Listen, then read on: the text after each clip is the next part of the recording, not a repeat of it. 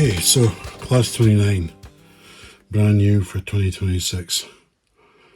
2 years to the month, would you believe? 2 years and a couple of weeks. So let's have a quick look inside.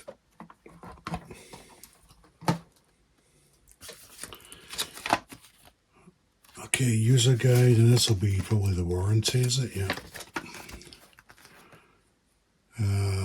It's standard warranty stuff. Nothing unusual about that one.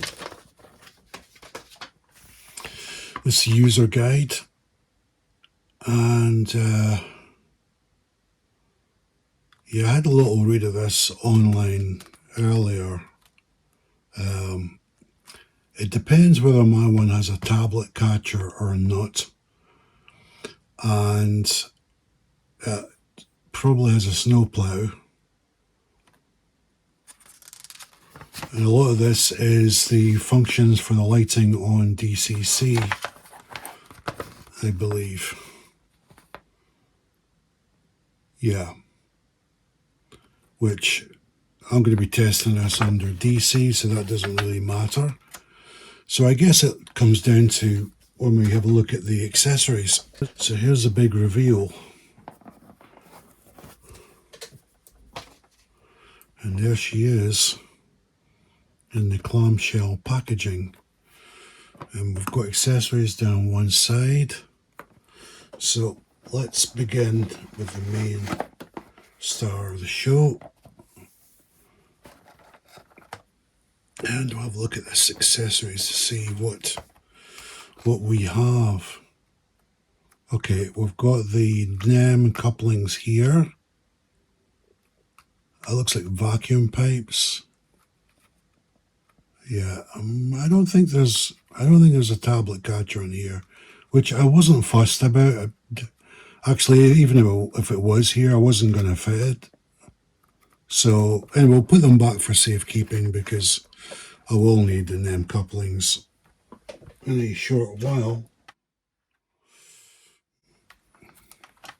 which is quite heavy.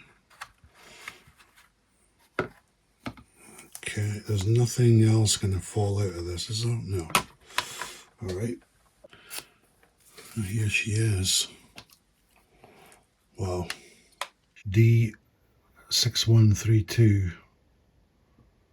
It's got the shed code on there. I can't quite read that. And then it's got the North British plate.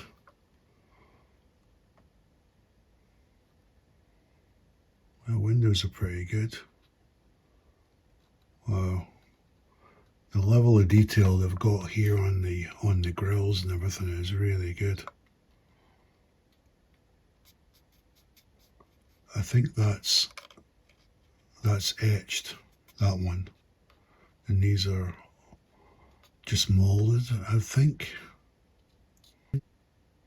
Wow, they've even got tiny little writing on the axle boxes. I can't quite read that. I'll have to zoom in to see what that says.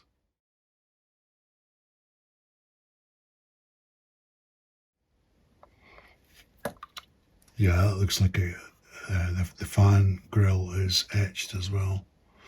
The paint finish is really good. This two-tone. I've got the old original Hornby Class 29s. I've got one in BR blue and BR green, so this was a good halfway house to get this colour. Hornby actually did bring out this colour scheme. You've got to be careful where you put your hands here. There's pipes coming down from here. Yeah. I'm not sure if that's just, what would those be? I'm not too sure. This looks like a vacuum cylinder, but I'm not quite sure. But anyway, the point I'm making here is just be careful where you're holding this model, that you won't break anything off. It's very finely detailed. handrails are metal. Let's have a look at the front.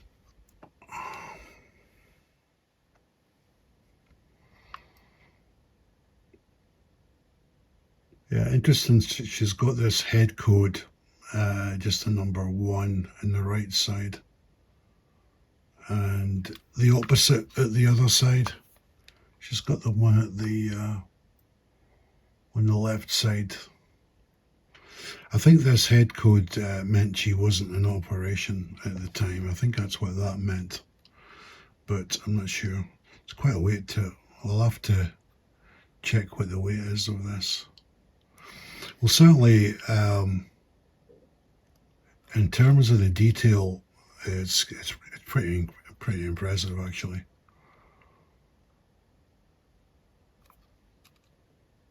Yeah, the colour separation between the greens and the white lining, everything is spot on. I don't see any flaws.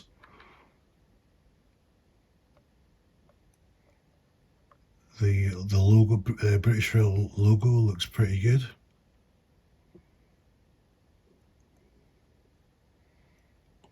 The glazing's got an interesting kind of reflection to it. I don't know if I can try and mimic that. You can see that way the light bounces off it. I don't know if that's because the glazing is perfectly flush.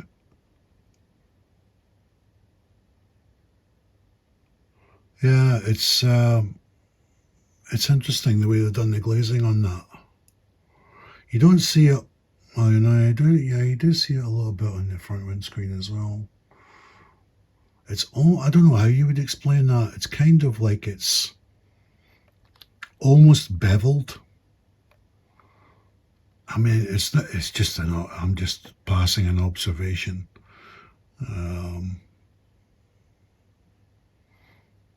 The glazing seems to be a bit different from other models.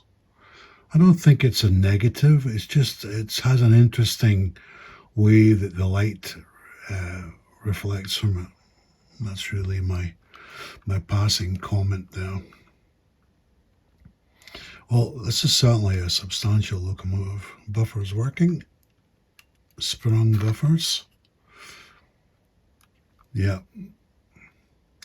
Well, I'm going to take up the test track. I'm sure many of you have seen a Class 29 before, so I don't need to deliberate too long, should I say, over this model.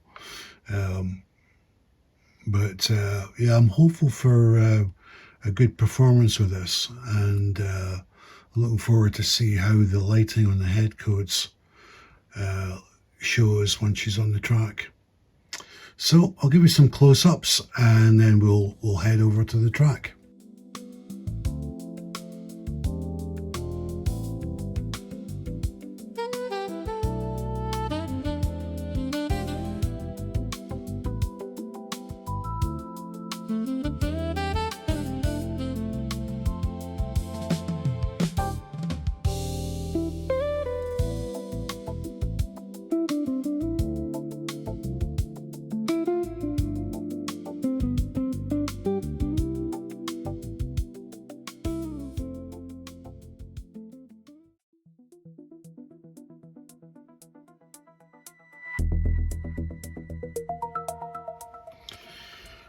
Okay, so we've seen the detail shots of this, and last night when I went to fit the couplings here, they are an extremely tight fit. So this is really a heads up, consumer-wise, for customers that have bought this model. When this coupling goes into the pocket, there's a great amount of resistance felt, and you get to the point where you think, well, I don't want to push any further because I'm going to break this pocket. And I fear that this is going to cause end user problems, and it's going to possibly end up having a spate of returns to the retailers and directly to Dapol. So my advice here is, yes, it does fit, but there is a particular technique in fitting this, but you need to be very careful. And the way I fitted it was I looked directly above the model and took the coupling, and I actually held my finger underneath where the actual NEM socket is, and pushed this in parallel or in line with the socket. And by having your finger just on the actual the socket part, it prevents it getting damaged or moving out of the way. But as I say, I think this is it just, I mean, you can put it down to it's just a very tight fit, but I think it's going to be more than that. I think this is going to be an issue where you get to the stage where you think, if I push any further, it's going to break. And I'm not exaggerating. So just be very, very careful when you're fitting those NEM couplings into the socket. As I say, do it directly overhead, and put one finger underneath as you fit that, and hopefully all will be well. So I hope this advice does help some of the fellow modelers out there that have bought this and are thinking that this coupler is defective. It kind of is and it isn't. It does work, but be very, very careful. I think the tolerances are really, they're too tight, and I think Dapol needs to put some consumer advice out there for that.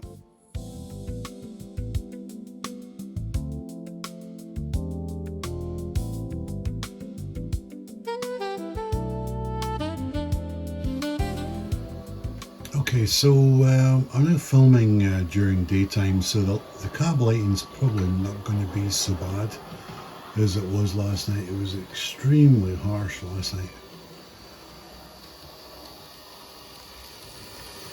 Yeah, because we've got quite a bit of daylight coming in here, it's not so much of an issue.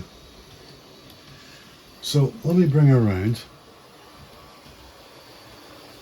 It's about half speed. So that's about 3/4 speed. So let's have a look at the lighting. Yeah, even in daytime, that's not so great. It's not so great. I mean, I'm sure in DC, you know, you can switch it on and off and simulate the driver taking off and then switch the cab light off. I'm sure that would be great, but on DC running, I think this cab light needs to be off. Just bring her around. Okay, so let's see how easy this is. So dip switch number 1.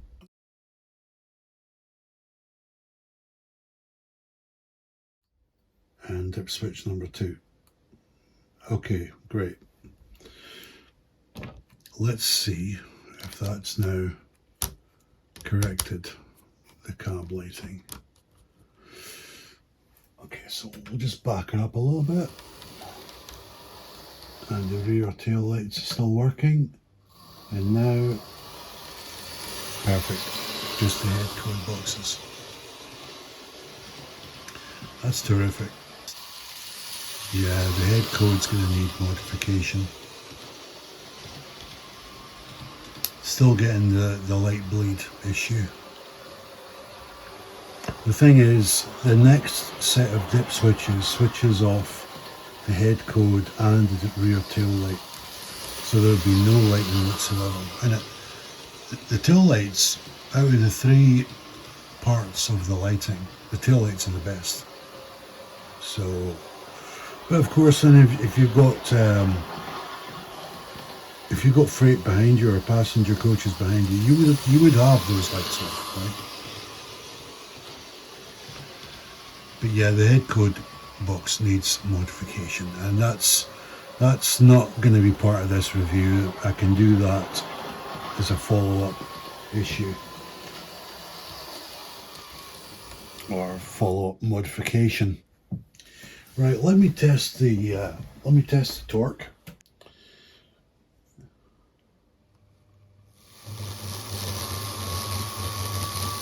Yeah, there's loads of torque there. There's no issues with the torque whatsoever, so that is fantastic. Okay, so I've got the coaches up, and I'll maybe put the part numbers up of these different coaches. I think there's a mix and match here of, I don't think they're all Hornby. Certainly this one is Hornby, but the other two, not so sure.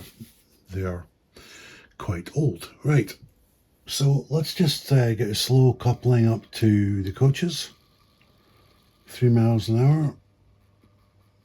Okay, perfect. And let's get a smooth takeaway. Oh, that was excellent, wasn't it? Okay, slow coupling. There we go.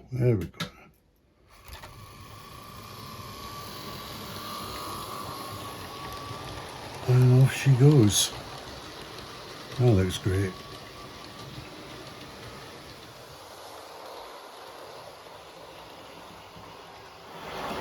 Yeah, I'm really glad I managed to get this cab light off. It was really bugging me last night. It's an interesting dilemma about the head code. I'll need to dismantle it and take the body shell off and see how we adapt that. It's going to be an interesting one.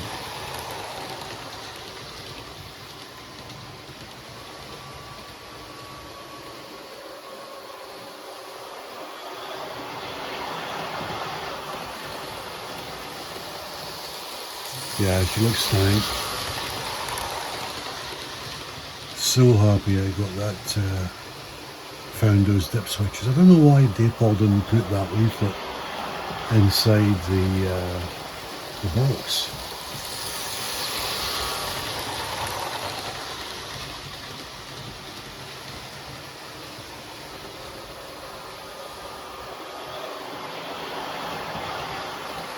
I'm just going to bring her around.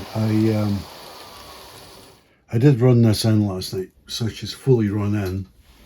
So even with the coaches attached, let's see if we can get a slow kind of platform crawl. Let's see if we can do a crawl. It wasn't too great last night, but let's try it with a little bit of load there.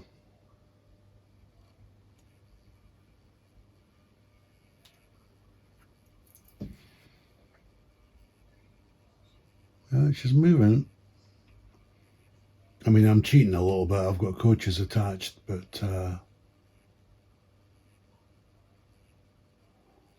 you know what? That's better than yesterday. That's better than yesterday. What I think I'll do is I'll test the crawl on its own. Maybe I'm getting artificial results here. Okay, so I've got the coaches off now, so I'm going to try this in a crawl without any load to see how she performs.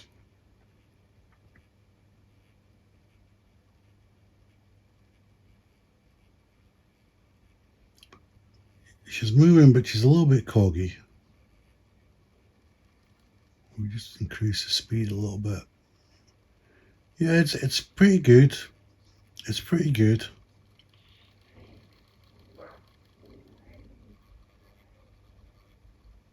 Yeah, it's not bad. It's not bad. I've seen better, but it's decent. It's decent. I think it's possibly the flywheel. Talking of flywheel, I'll just bring it up to speed and then slowing it down. Yeah, it's just, I think it could be the weight of the white flywheel. What we'll do is, I'm going to whiz her around, we're going to slam on the handbrake and see if she can slide to a stop.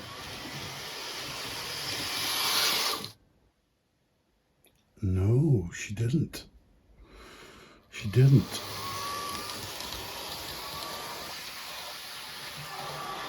Let's try again.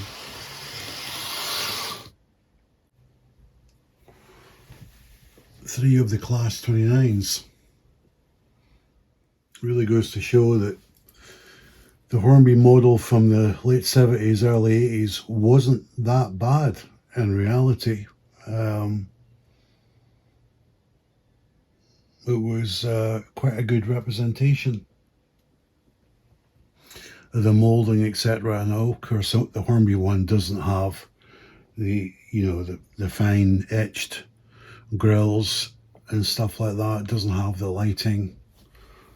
It's got an old Ringfield motor compared to the 5-pole motor that's in a Dapol. But I did think to myself, once I get the Dapol Class 29, I may sell my old 29s.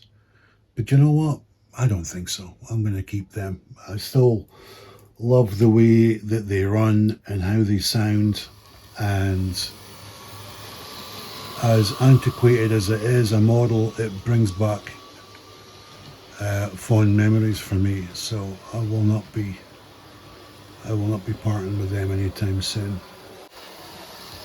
So I'm going to have to reevaluate my scores from my opinion last night to where we are today. Now that we've found the dip switches, we can switch the cab lights off, and we've navigated the problem with the couplers, but I still predict this is going to be a bit of an issue for Dapol and for consumers.